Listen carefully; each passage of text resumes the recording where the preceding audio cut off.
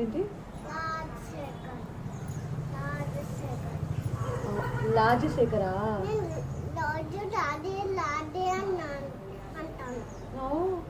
అప్పుడు నానా నానా అంటే నవ్వుతారు. అవునా? లా పలకట్లేదా? రా పలకట్లేదా?